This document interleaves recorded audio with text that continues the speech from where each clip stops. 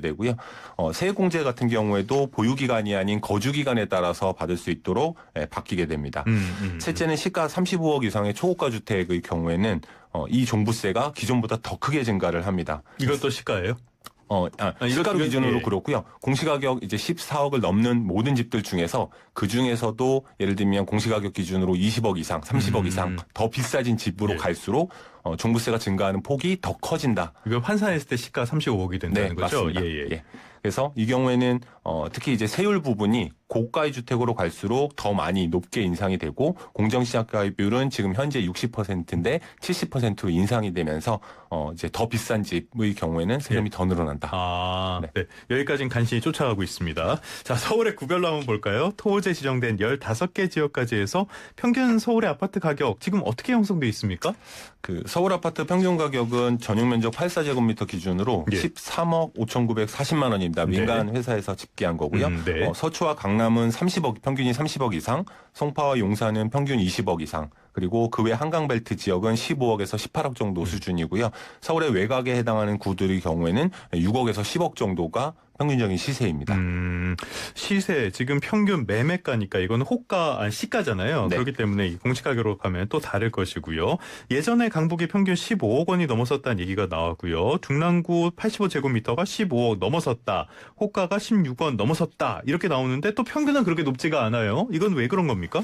네, 이른바 똘똘한 한치 현상으로 인해서 강남, 서초, 용산과 같은 지역의 소수 지역만 집값이 올랐기 때문입니다. 그러니까 자치구에서도 양극화가 있다. 네, 그 맞습니다. 안에서도 서울 내에서도 양극화가 있고 그래서 양으로 보면 평균 이하 가격의 주택이 훨씬 더 양이 많기 때문에 평균 가격은 낮아지는 효과가 있는 거고요. 예컨대 공시가격 30억, 예컨대 공시가 30억, 시세 42억 이상의 공동주택의 경우에는 전체 수가 5만 채밖에 되지 않습니다. 전체 0.3% 정도이고요. 네. 전체 주택의 73% 이상이 공시가격으로는 3억, 시세로는 4억 이하인 주택입니다. 그러니까 대부분이 아직은 뭐 많이 비싸졌다고 하더라도 전국적으로 보면 4억 이하의 주택들이 훨씬 숫자가 많다 보니까 평균 가격은 낮게 나올 수 있습니다. 그러다 보니까 이렇게 높은 애들은 정말 높지만 양극화가 있어서 그런 측면이 있는 것 같습니다. 자, 그렇다면은 내년에 공시가격이 올해 수준 정도로 유지한다라고 가정을 한번 해볼게요. 그렇게 되면은 내년에 보유세는 얼마나 오르게 되는 겁니까? 네, 우선 서초에 있는 반포자의 전용 8사를 기준으로 공시가격이 올해 수준에서 하나도 오르지 않는다고 하더라도 보유세는 2,257만 원으로 올해보다 27% 정도 오르게 되고요. 잠깐만요. 여기가 지금 시가가 얼마나 되죠? 시가는 한 40억 후반에서 50억 정도 합니다. 그럼 초고가 주택이라고 일단 보면 되겠네요. 여기는. 맞습니다. 네. 그래서 초고가 주택은 더 많이 오르는데요. 이 중에서도 그 같은 류의 초고가 주택 중에서도 금액 자체의 절대 금액이 굉장히 큰 예를 들어서 용산의 한 아파트의 경우에는 올해 내는 재산세와 종부세를 합한 금액이 약 7,600만 원 정도 되는데 공시가격이 오르지 않더라도 내년에는 1억 1,000만 원으로 3,200만 원 정도가 더 늘어나게 됩니다. 그래서 더 비싼, 더 큰 집일수록 보유세가 더 크게 늘어나는 구조가 됐습니다. 그러니까 일단은 초고가 주택은 한 20에서 30% 정도 더 내게 된다. 이렇게 보면 되겠고요. 네. 1주택자의 기본 공제가 12억 원에서 14억 원으로도 오르게 되는데 그래도 이렇게 많이 오른다는 뜻이에요? 네, 기본 공제가 오르면서 대상이 되는 주택 자체는 줄어들 수 있지만 말씀드린 공정 시장가입 비율이 60%에서 70%로 오르게 되고 과세 표준 6억 이하 구간부터 세율도 추가적으로 더 올라서 초고가 주택의 경우에는 이른바 다주택자들에게 지금 적용되고 있는 중과세되는 종부세율을 적용받기 때문에 많이 오를 수 있습니다. 자, 그런데 지금 20에서 30%가 오른다는 거는 집값, 공시가격이 올해랑 똑같은 수준으로 내년에 간다고 가정을 했을 때 이 정도가 오르는 거잖아요. 네, 맞습니다. 만약에 올해 지금 부동산 가격이 굉장히 가파르게 오르고 있는데 이 절반 정도만 내년에 오른다라고 가정을 한다면은 그러면은 더 많이 오르게 되는 그렇게 되는 겁니까? 네, 이게 더 현실적으로 더 발생할 가능성이 높은데요. 왜냐하면 올해 주택 가격의 상반기 동안의 상승률이 작년 상승률과 거의 유사하거나 비슷한 수준이기 때문에 실제로는 좀 더 보수적으로 절반 정도만큼만 오른다고 하더라도 방금 말씀드린 것처럼 20-30% 정도를 넘어서서 통상 이제 단지별로 차이는 있겠지만 비싼 주택들의 경우에는 많게는 한 160에서 170% 작년에 냈던 160이요? 것보다. 네.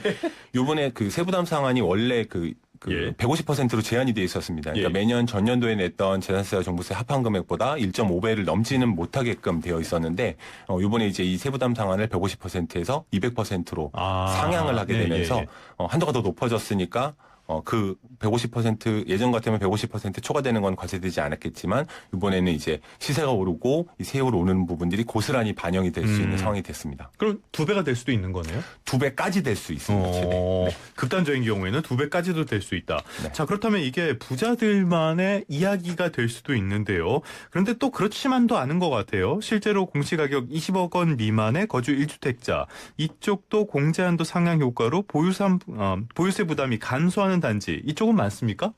네, 기본적으로는 어느 정도는 종부세는 그 비싼 집을 가지고 있는 사람들에게 과세되는 게 맞습니다. 여전히 그렇고요. 거기다가 이번에 공시가격을 14억으로 상향했기 때문에 서울의 경우에도 일부 단지들의 경우에는 이 기본공제가 올라가서 즉 빼주는 금액이 커져서 종부세가 좀 소폭 줄어드는 경우들도 발생할 개연성이 있습니다. 네. 예를 들어서 올해 공시가격이 12억을 넘어서 올해는 종부세 대상이 됐는데 내년 공시가격은 14억을 넘지 않는다고 한다면 올해는 종부세를 냈는데 내년에는 내지 않게 됩니다. 네네. 그래서 종부세가 빠지는 만큼 보유세 부담이 줄어드는 단지들도 꽤 있을 수는 있겠습니다. 얼마나 될 걸로 추측해 볼 수 있을까요? 전체 수는 아까 말씀드린 것처럼 생각보다 좀 많은데요. 서울 기준으로 보면 한강벨트를 중심으로 한 구들 중에서도 20, 30평대 중에 요 정도 금액대에 해당하는 단지들이 많게는 한 10만 원 정도까지도 이를 수 있겠습니다. 그럼 안 내는 집도 일단 생기긴 생기는 거네요. 맞습니다. 그렇게 되면은 만약에 저 같으면요. 제가 지금 좋은 데서 살고 있다라고 가정을 하면은 집을 팔고 약간 조금 떨어지는 덜 똘똘한 한 채 쪽으로 옮겨갈 가능성도 충분히 있을 것 같거든요. 이런 시장의 움직임은 없을까요? 지금 우려되는 부분들 중에 하나가 네. 바로 그 부분입니다. 이제 오늘 자세히 설명드리기는 어렵지만 양도세 부분들도 같이 강화되는 측면이 있어서 오랫동안 집을 가지고 계셔서 차익이 컸던 분들의 경우에는 그 양도세를 줄이면서 그리고 보유세 부담이 상대적으로 좀 높아지다 보니까 그 부담을 줄이기 위한 방편으로 말하자면 제자리에서 팔고 다시 갈아타거나 아니면 팔고 나서 같은 지역이라고 하더라도 그 규모가 좀 작은 평수가 좀 약간 작은 걸로. 떨어지는? 그렇죠. 예. 아니면 지역을 한 단계 아래쪽 5분위는 4분위, 4분위는 3분위 이렇게 낮춰서 가게 되면 뭐 강남 살다가 약간 송파나 뭐 강동을 맞습니다. 한다든지 맞습니다. 예. 그렇게 되면 기본적으로는 보유세가 비슷하게 또 올라간다고 하더라도 절대 금액 자체가 크진 않기 때문에 즉 몇천만 원씩 내야 되는 것은 아니기 때문에 몇백만 원에서 몇백만 원으로 더 올라간다고 하더라도 감당 가능한 수준이 될 거니까 그런 과정을 통해서 흔히 얘기하는 덜 똘똘한 한 채로 수요가 오히려 집중되는 현상들도 발생할 수 있고 그럼 그 지역의 집값이 또 올라가는 문제가 생길 수 있습니다. 그러면 그 지역에 계시던 분들은 조금 더 덜 똘똘한 한 채로 옮겨가게 되겠죠. 풍선 효과가 단기적으로 나타날 것 같은데 아무튼 간에 이런 여파는 조금 더 봐야 될 것 같고요. 자, 은퇴 가구가 생계를 위해서 자신은 전세로 거주하면서 자기가 갖고 있는 1주택을 임대하고 있었다. 이렇게 가정하면 보유세 부담이 어떻게 되는 겁니까? 네, 말씀드린 것처럼 그 기본공제 금액은 12억에서 14억으로 늘어나는데 거주를 하지 않으시는 경우에는 1주택이라고 하더라도 공제를 9억까지밖에는 안 해주는 걸로 개편안이 나왔습니다. 그러니까 비거주는 9억까지다. 그렇죠. 공제를 14억까지 못 받고 9억만 받기 때문에 따라서 이제 자연스럽게 그 거주자 대비해서 보유세, 종부세 쪽이 늘어나게 되고요. 계산에 의하면 대략 한 거주자 대비해서 같은 집이라고 하더라도 50% 정도 가량 세금을 더 내게 되는 결과가 됩니다. 저희가 지금 듣고 계신 분 중에서 0707번 쓰시는 분이 공시가 12억 아파트가 두 채를 갖고 계시대요. 그런데 한 채는 본인이 사시고 다른 한 채는 전세를 줬다. 그러면 이 경우에도 세금이 늘어나는 거네요? 맞습니다. 9억 공제. 이 경우에는 이제 기존부터 다주택이셨기 때문에 원래 9억만 공제를 받으시는 상황이었을 거고요. 그러면 이전하고 바뀌는 게 없냐 생각하실 수 있을 텐데 이번에 개편안을 하면서 다주택자의 경우에는 그 기본 공제 최대 9억을 두 개의 집값을 기준으로 안분해서 본인이 거주하고 있는 집값의 비율만큼만 공제를 해주는 걸로 바꿨습니다. 어렵죠? 진짜 못 살겠네. 예를 들어서 그 9억 일반적인 경우에 기존에는 9억 공제를 받으셨었을 텐데 4억 공제만 해주고요. 나머지 5억은 5억 중에서 두 개의 집값을 합한 금액 분의 지금 살고 있는 집의 비율만큼만 해주니까 5억을 최대로 못 받고 예를 들어서 뭐 3억 5천 이렇게만 받으니까 공제 금액이 또 줄어들게 돼서 종부세는 또 늘어납니다. 어찌됐건 늘어난 것만은 확실한. 그렇죠. 그래서 아까 말씀하신 것처럼 12억 공시가격이 똑같다라고 말씀을 하셨는데 만약에 두 다주택 중에서 공시가격이 좀 더 비싼 집이 있으시면 그 집에 들어가서 사셔야 그나마 공제를 조금 더 받을 수 있는 구조가 됩니다. 비율 때문에. 알겠습니다. 그 과정에서 또 전세가 하나 사라지게 될 것 같은데요. 아무튼 간에 저희가 계속 이렇게 하면서 유튜브로도 질문을 많이 받았었는데요. 한 분께서 1주택 부부공동 명의의 경우는 어떻게 되냐 이렇게 질문을 하시더라고요. 종부세 세액공제 한도가 신설되고 비거주 1주택 기본공제액이 줄어드니까 부부공동 명의의 1번 가세가 낫냐 아니면 1가구 1주택 특례가 낫냐 어떤 게 낫나 고민이 될 것 같은데 어떻습니까? 위원님 보시기에는? 이 부분이 좀 제일 복잡한 것 중에 하나입니다. 그러니까 1주택이면서 공동명의인 경우에 거주를 하고 계신다라고 한다면 기존하고 똑같습니다. 기존 내용을 짧게 설명을 드리면 선택을 할 수 있습니다. 각자 우리 따로 계산해서 9억 9억씩 받자. 그러니까 집값을 공동으로 갖고 있으니까 집값을 반으로 나눠서 각각 9억씩을 공제해 받고 각자 계산을 하는 방식으로 계산을 할 수도 있고요. 아니면 그냥 한 사람이 갖고 있는 것처럼 전체 집값에 대해서 이번 같은 개편한 대로라면 14억을 공제를 받고 나머지에 대해서 세금을 계산하되 나이와 그다음에 보유기간, 거주기간에 따라서 공제를 받는 거를 받을 거냐 이 선택을 할 수 있는데 문제는 비거주자의 경우에는 이걸 4억으로 줄였습니다. 그러니까 그 각자 나눠서 계산을 할게요라고 하더라도 각자 예전 같으면 9억 9억씩을 공제를 받았었는데 이 개편안에 따르면 4억 4억만 공제를 받거나 아니면 한 사람 명이 가지고 있는 것처럼 하겠습니다라고 하더라도 비거주이기 때문에 9억만 공제를 받게 돼서 이러나 저러나 공동명의는 이전보다는 세금이 좀 올라갈 가능성이 높습니다. 근데 이 공동명의나 각각 공제받을지 이런 것들은 한 사람한테 몰아줄지 이거는 제가 결정할 수 있는 거예요? 그러니까 계산을 해보고 본인이 신청을 하시면 됩니다. 그렇게 신청을 하면 된다. 알겠습니다. 어제 어떤 분이 그런 말씀하시더라고요. 이번 세법 개정을 보면서 세무사들한테 로비 받은 것 같다고 이런 말씀을 하시던데 아마 위원님께서도 굉장히 바쁜 이 앞으로를 지내지 않으실까라는 생각이 들 정도로 되게 복잡하네요. 아무튼 다른 분의 사연도 한번 볼까요? 서울에 집을 두고 경기도에 살고 있는 비거주 1주택자가 계시대요. 세세 개편안에 나와서 공시가를 다시 한번 확인을 해봤더니 같은 동이라도 저층은 공시가 17억, 18억 수준인데 고층인 집이라서 공시가가 20억을 넘었다고 해요.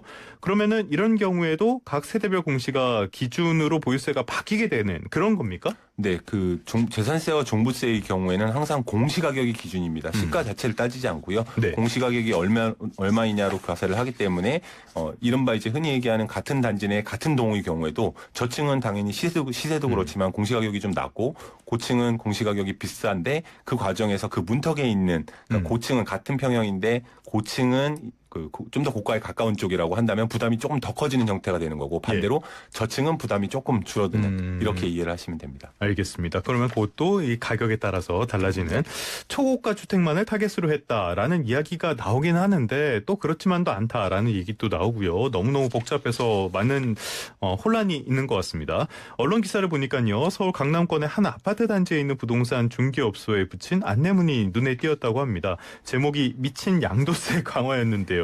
강남의 재건축 간지였던 것 같습니다. 5억에 매수한 이 아파트를 50억에 매도할 경우에는 양도세를 세제 개편 전으로 나눠서 개시를 했는데요.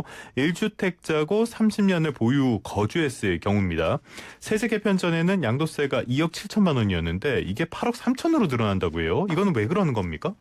네, 요번에 보유세에 대한 개편뿐만 아니라 양도세를 같이 개편을 좀 했는데요. 쉽게 얘기하면 그 양도소득세 1주택 중에서도 그 차익이 컸던 고가주택, 초고가주택의 경우에는 그 공제에 대한 한도를 두기로 했습니다. 그래서 기존 같으면 80%의 장기보유 특별공제를 받았을 때 예를 들어서 차익이 한 30억, 40억 됐다라고 한다면 그 중에서 80%를 빼주는 구조였었는데 이게 너무 크다라는 부분들 때문에 이제 단계적으로 우선은 내후년에는 이 총 공제 한도를 20억으로 한도를 두고요. 그다음에 이제 29년 이후에는 10억만 공제를 해주게 됩니다. 그러니까 예전 같으면 30억 공제를 받을 수 있었던 걸 20억밖에 못 받거나 10억밖에 못 받게 되니까 그 부분만큼이 그대로 세금이 나오는 구조여서 방금